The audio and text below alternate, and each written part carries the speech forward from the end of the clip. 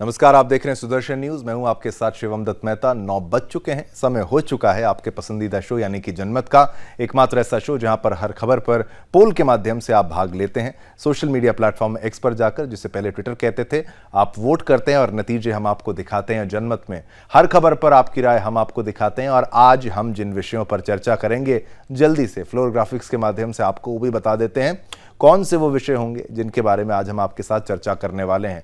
ये लीजिए, आपके टीवी स्क्रीन्स पर फ्लोर ग्राफिक्स के माध्यम से वो विषय भी आ गए।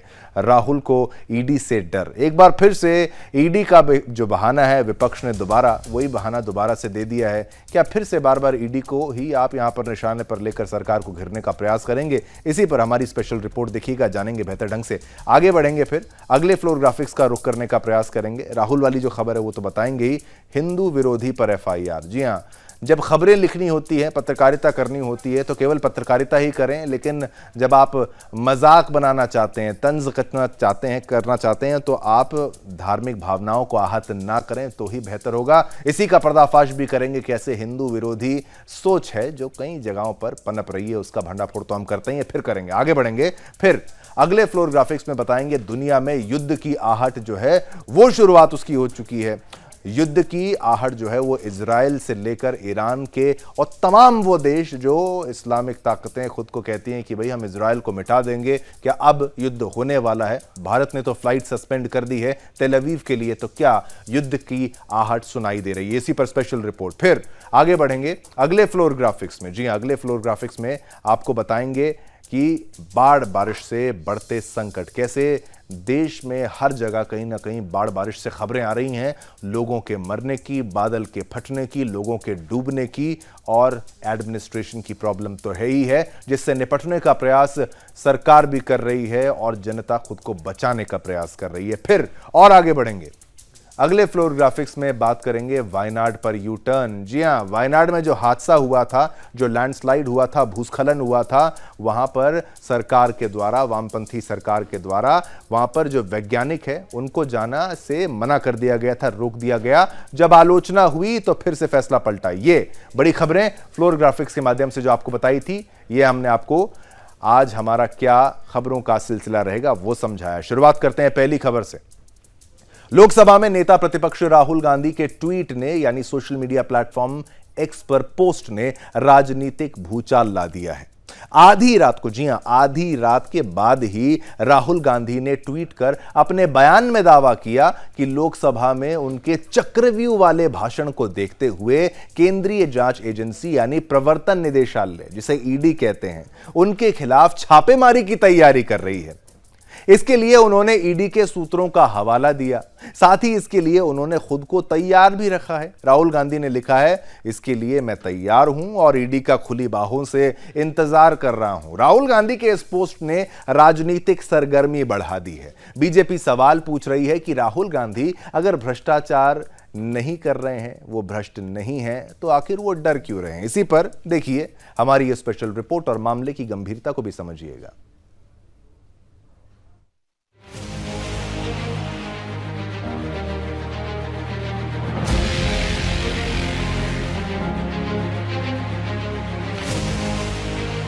कांग्रेस नेता और लोकसभा में विपक्ष के नेता राहुल गांधी का एक बयान इन दिनों सुर्खियों में है। अपने बयान में उन्होंने दावा किया है कि लोकसभा में उनके चक्रव्यूह वाले भाषण को देखते हुए ईडी उनके खिलाफ छापेमारी की तैयारी कर रही है। ये बयान उन्होंने अपने एक्स साइट पर पोस्ट करते हुए दिया।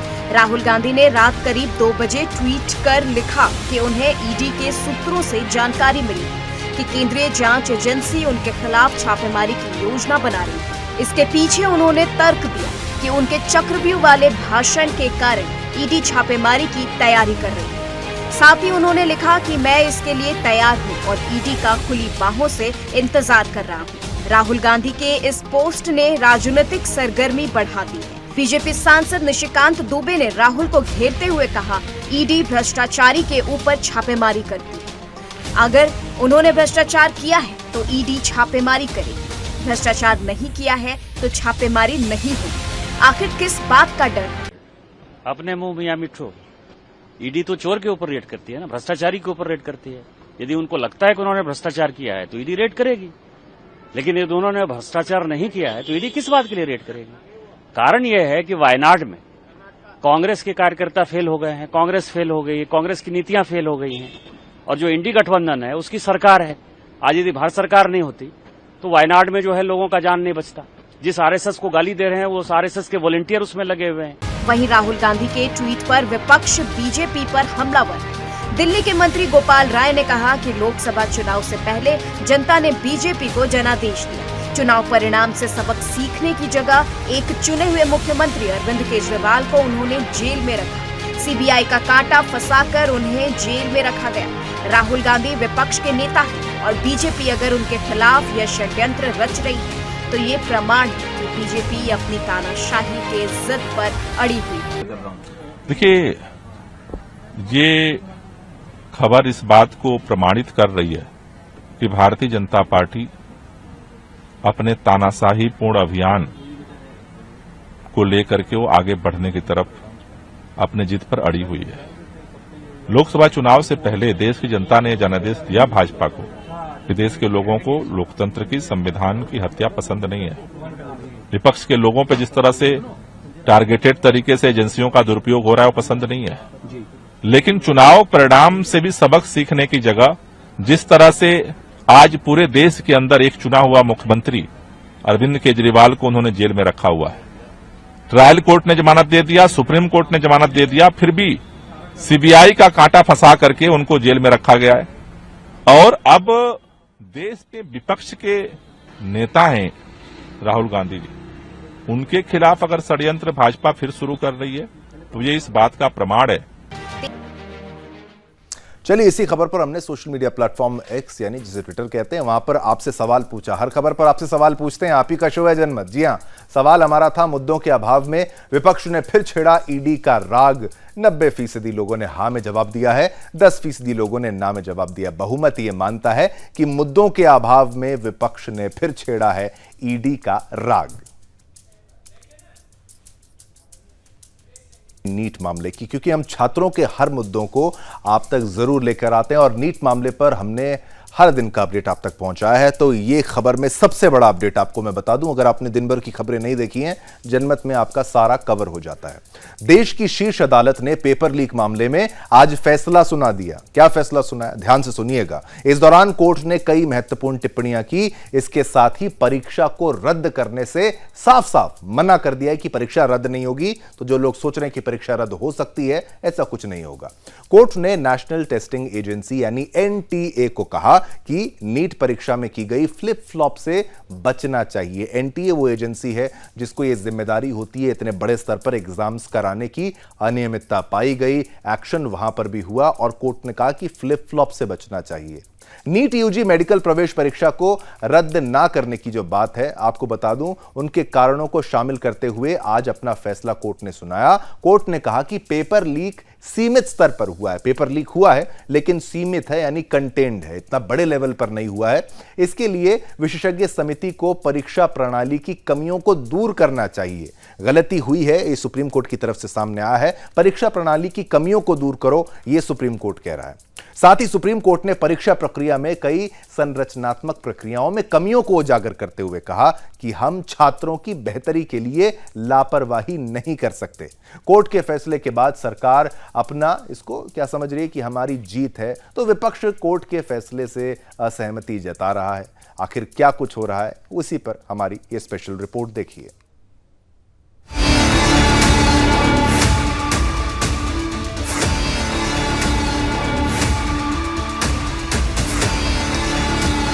सुप्रीम कोर्ट ने पेपर लीक मामले में आज सुनवाई करते हुए कई महत्वपूर्ण टिप्पणी की। साथ ही परीक्षा को रद्द करने से मना कर दिया।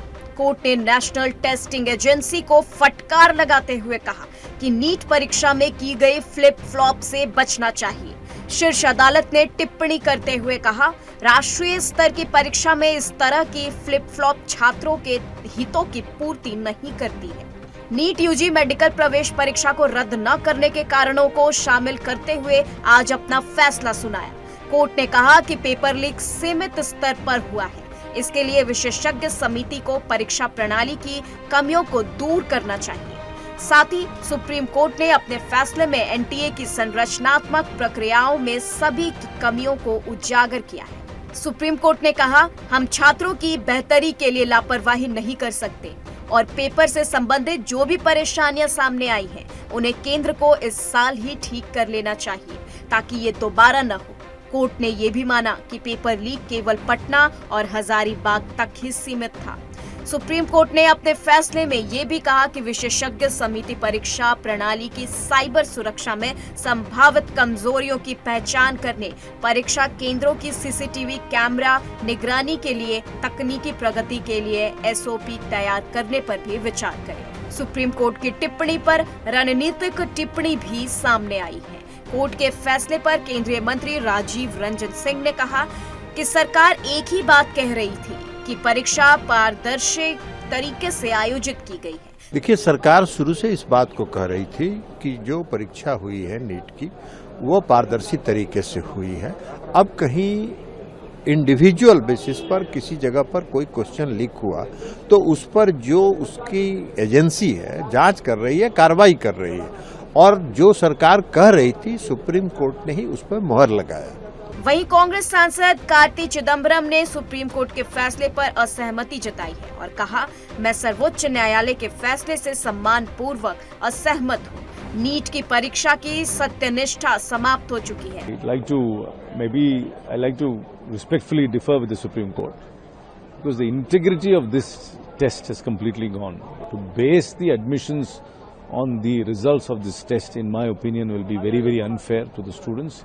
Because we are hearing great anomalies.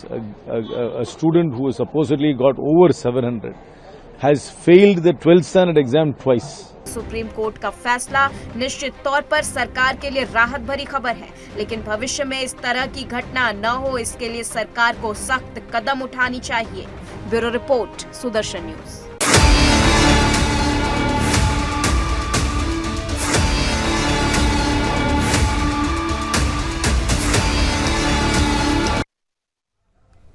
चलिए, ये तो हमने आपको बताई नीट मामले में सुप्रीम कोर्ट की तरफ से क्या फैसला आया, और फैसले में ये साफ है कि कैंसिल कुछ नहीं होने वाला, परीक्षा रद्द नहीं होने वाली है।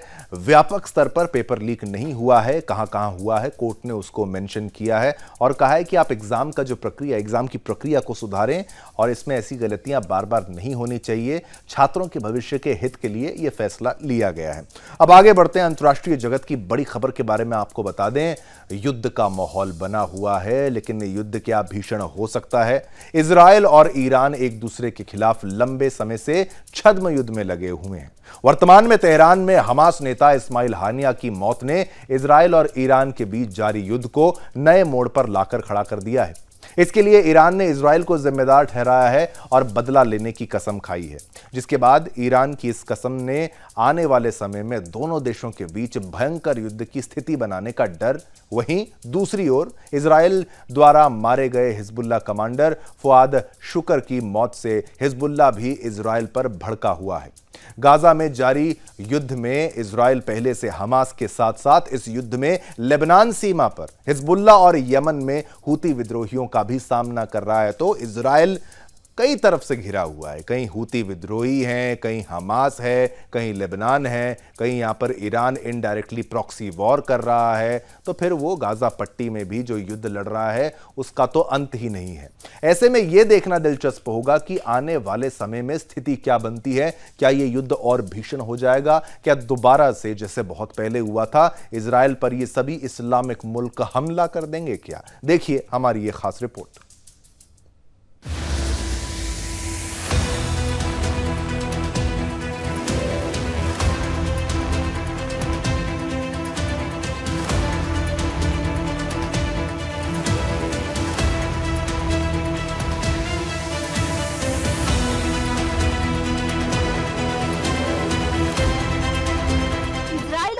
एक दूसरे के खिलाफ लंबे समय से छद्म युद्ध में लगे हुए हैं। वर्तमान में तेहरान में हमास नेता इस्माइल हानिया की मौत ने इन दोनों देशों के बीच जारी युद्ध को एक नए आयाम तक पहुंचा दिया है, जिसके लिए ईरान ने इजराइल को जिम्मेदार ठहराया है और इजराइल से बदला लेने की कसम खाई है। जिसके बाद ईरान की इस कसम ने आने वाले समय में दोनों देशों के बीच भयंकर युद्ध के आसार पैदा करती है। तो वहीं दूसरी ओर इजराइल द्वारा मारे गए हिजबुल्लाह कमांडर फुआद शुकर की मौत से हिजबुल्लाह भी इजराइल पर भड़का हुआ है।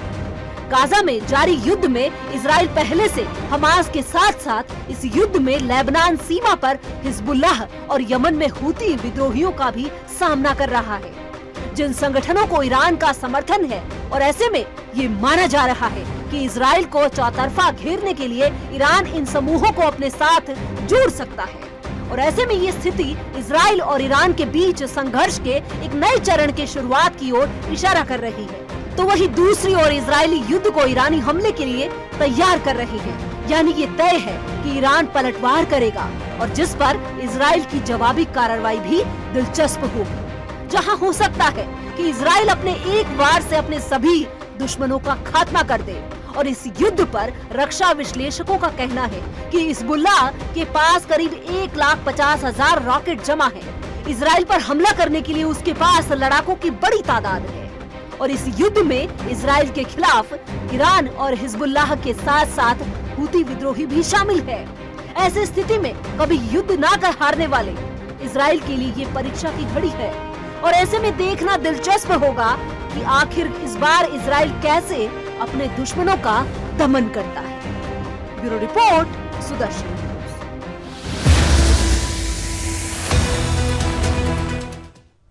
देखा आपने, खबर को समझा। अब क्या इजराइल और ईरान के बीच भयंकर युद्ध के आसार दिख रहे हैं? आप ज्यादा बेहतर समझते हैं। जनता से हमने जो प्रश्न पूछा सोशल मीडिया प्लेटफॉर्म एक्स पर, ट्विटर पर, वो आपके सामने है। 98% लोग कह रहे हैं हाँ, अब भयंकर युद्ध के आसार हैं, इजराइल और ईरान के बीच ये युद्ध हो सकता है।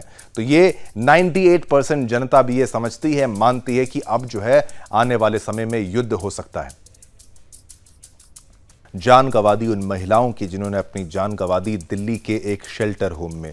ये वो बच्चे हैं, ये वो महिलाएं हैं जो मानसिक रोग से ग्रसित थे, उनका इलाज चल रहा था, वो उनका आशियाना था, वो उनका घर था। ना इनका कोई अपना, ना कोई इनका चाहने वाला, ना कोई इनके माँ बाप। और जिस तरीके से ये मौत की गर्त में चले गए, इनकी मृत्यु हो गई, वो बिल्कुल शर्मसार कर देने वाली घटना है। प्रशासन के ऊपर एक सवालिया निशान है, एक प्रश्न चिन्ह खड़ा कर देता है कि आखिर लगातार ऐसी मौतें प्रशासन के सामने होती रही, जनवरी से लेकर अब तक, और एक ही महीने में 13 बच्चों का और साथ ही साथ ज्यादा महिलाओं का भी मारा जाना किस ओर इशारा करता है? दिल्ली के रोहिणी स्थित शेल्टर होम से हैरान करने वाली ये खबर सामने आई। दरअसल मानसिक रूप से कमजोर लोगों की देखरेख के लिए बनाया गया आशा किरण होम अब वहां रह रहे बच्चों के लिए, वहां रह रहे लोगों के लिए डेथ चेंबर यानी मृत्यु का घर बन रहा है। खबर है कि पिछले 7 महीने में यहां 27 बच्चों की मौत हो चुकी है, जबकि जुलाई में 20 दिन के अंदर 13 बच्चे रहस्यमय ढंग से मौत के मुंह में चले गए। हैरानी की बात यह कि आशा किरण प्रशासन इतने गंभीर मुद्दे पर बात तक करने को तैयार नहीं था, जबकि मौत की वजह बच्चों की देखरेख और पीने के पानी की ठीक व्यवस्था ना होना बताया गया। आपको बता दें कि आशा किरण होम दिल्ली सरकार द्वारा संचालित एकमात्र संस्था है जो दिल्ली के समाज कल्याण विभाग के अंतर्गत आती है। अब इस पर राजनीति तो शुरू हो चुकी है, लेकिन क्या है पूरा मामला, हमारी ये स्पेशल रिपोर्ट देखिए ताकि आप इसको बेहतर समझ पाएं।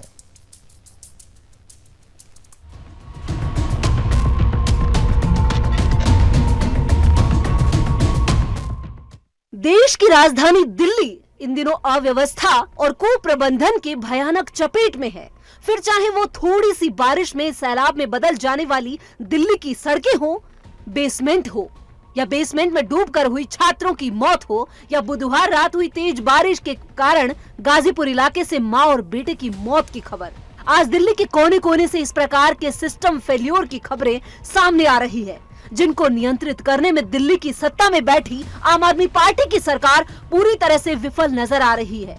राजधानी में छात्रों की मौत पर आप सरकार पर उठने वाले सवाल जारी ही थे कि दिल्ली के रोहिणी स्थित मेंटली चैलेंज्ड बच्चों के लिए बनाए गए शेल्टर होम आशा किरण से जो खबर सामने आई है, उसने एक बार फिर से दिल्ली की आप सरकार और उसके नेतृत्व को एक बार फिर से कटघरे में खड़ा कर दिया है। वास्तव में रोहिणी स्थित आशा किरण होम में इस साल की शुरुआत से ही अब तक 13 बच्चों की रहस्यमयी हालात में मौत हो गई है, जिस पर राजस्व मंत्री आतिशी मारलेना ने संज्ञान लेते हुए एसीएस राजस्व को मजिस्ट्रेट जांच शुरू करने और 48 घंटे के भीतर रिपोर्ट देने का निर्देश दिया है। वहीं इस मामले पर दिल्ली बीजेपी महिला मोर्चा की राष्ट्रीय उपाध्यक्ष रेखा गुप्ता ने इस साल की शुरुआत से 27 बच्चों की मौत का दावा किया है।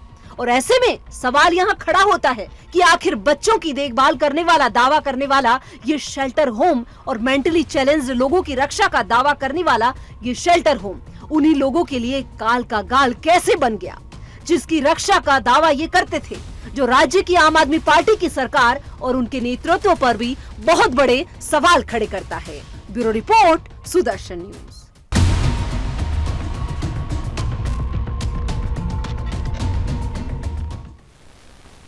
चलिए अगली खबर का रुख करते हैं। 2013 की भीषण आपदा से गुजरने के बाद 2024 में फिर से केदार घाटी आपदा की मार झेल रही है। तस्वीरें अभी आपको दिखाएंगे।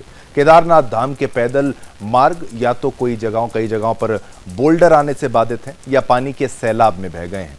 केदारनाथ धाम की यात्रा बाधित हो चुकी है और अब केदारनाथ और पैदल यात्रा मार्ग पर फंसे यात्रियों का राहत और बचाव का काम युद्ध स्तर पर चल रहा है। रेस्क्यू ऑपरेशन में चिनूक जैसे हेलीकॉप्टर भी लगाए गए हैं। इसी पर देखिए हमारी ये खास रिपोर्ट।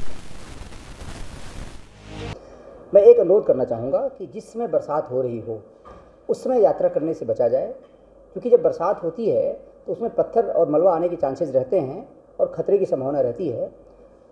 इसी प्रकार से जब बरसात होती है सड़क पे पानी आ जाता है, यहाँ लोकल में हम लोग रपटा बोलते हैं। रपटा अगर कहीं बह रहा है और रपटे की रफ्तार तेज़ है, पानी की गति अगर ज़्यादा है, उसमें थोड़ा सा इंतजार करना ठीक रहता है। रपटा जो आता है सड़क के ऊपर उसकी अवधि मुश्किल से 15 मिनट, 20 मिनट, आधे घंटे तक, 1 घंटे तक होती है। उसके बाद पानी का लेवल नीचे आ जाता है, उसमें सड़क पार करना ठीक रहता है। तो कहीं कहीं जहाँ पे मलबा रपटा आता है सड़क के ऊपर, वहाँ पार करने की जल्दीबाजी में लोग कई घटनाएं ऐसी घट चुकी हैं। जैसे देहरादून में रायपुर में रपटा आ रहा था, कुछ लोग पार करने की कोशिश किया और उसमें बह गए। इसी खबर पर हमने पोल के माध्यम से आपसे जो प्रश्न पूछा वो भी आपकी टीवी स्क्रीन पर आ जाए तो आपसे वो प्रश्न भी बता दें, क्योंकि हर खबर पर हम पोल के माध्यम से आपसे जो प्रश्न पूछते हैं कि आपकी उस खबर पर क्या प्रतिक्रिया। लीजिए आपकी टीवी स्क्रीन पर, बाढ़ के बढ़ते खतरे देश के लिए संकट हैं। 80% लोग हाँ सहमत हैं, 20% लोग सहमत नहीं है, लेकिन बहुमत यही मानता है कि बाढ़ के बढ़ते खतरे देश के लिए एक बड़ा संकट है।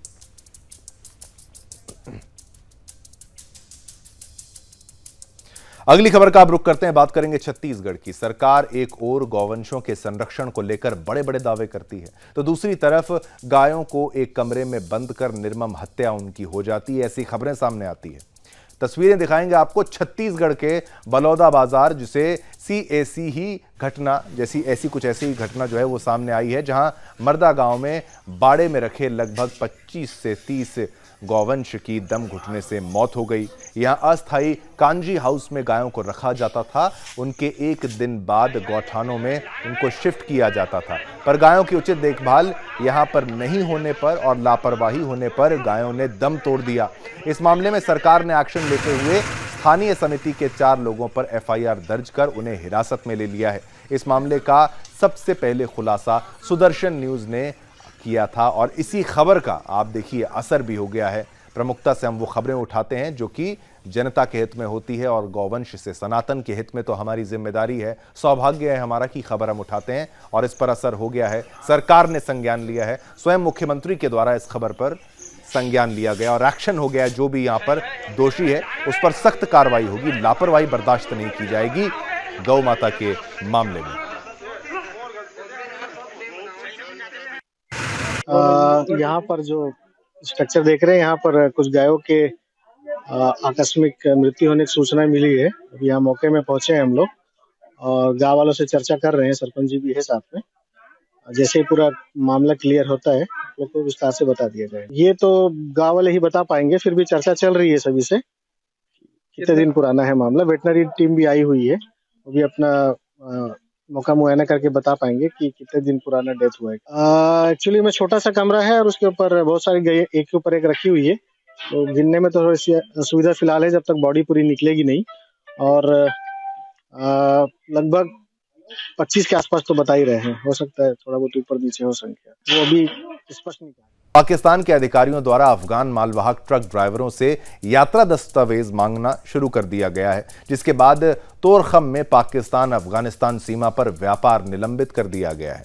फैसले के जवाब में तालिबानी अधिकारियों ने पाकिस्तान में प्रवेश करने वाले सभी वाहनों की आवाजाही को निलंबित कर दिया। एक सीमा शुल्क अधिकारी के अनुसार इससे पहले जनवरी में पाकिस्तानी सरकार ने वीजा और यात्रा दस्तावेजों की आवश्यकताओं के नियमों को लागू किया था। हालांकि वे तालिबान के अनुरोध पर सहमत हुए और 31 जुलाई तक छूट दी। पाकिस्तानी मीडिया के अनुसार एक अधिकारी ने कहा, चूंकि 6 महीने की अवधि समाप्त हो गई है, अफगान पक्ष को सूचित किया गया है कि यात्रा दस्तावेजों की आवश्यकता गुरुवार से फिर से लागू की जाएगी, जिसके बाद फैसला किया गया कि वीजा और पासपोर्ट के बिना देश में आगे की यात्रा संभव नहीं होगी। जबकि तालिबान द्वारा नियुक्त एक अधिकारी का कहना है कि पाकिस्तानी ड्राइवरों को यात्रा दस्तावेजों के बिना अफगानिस्तान में प्रवेश करने की अनुमति है, जबकि पाकिस्तान ने हमें व्यापार गतिविधियों को रोकने के लिए प्रेरित किया है। विरोध में और अगले आदेश तक तोरखम से सभी व्यापारिक गतिविधियां निलंबित रहेगी। तो अफगानिस्तान ने पाकिस्तान के मुंह पे एक तमाचा मारा है और व्यापार को रोक दिया है कि भाई हमें तुम कागज मांग रहे हो, तुम बिना कागज के हमारे देश में घुस रहे हो, ये अब और नहीं चलने वाला है।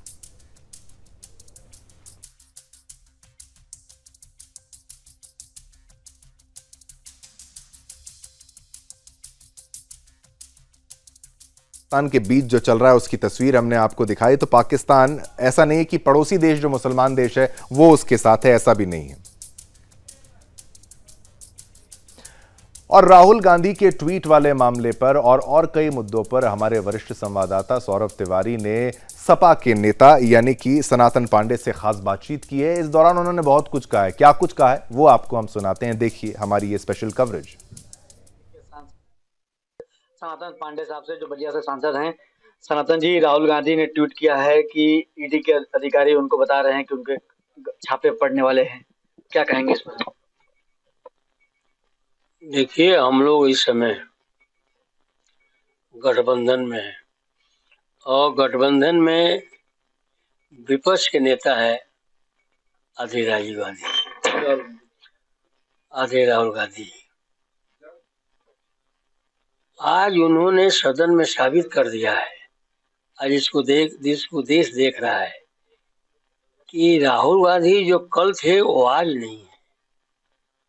आज वो विपक्ष के नेता की भूमिका को सशक्त निभाने का काम कर रहे हैं और उन्होंने कहा है तो बिल्कुल सही कहा है।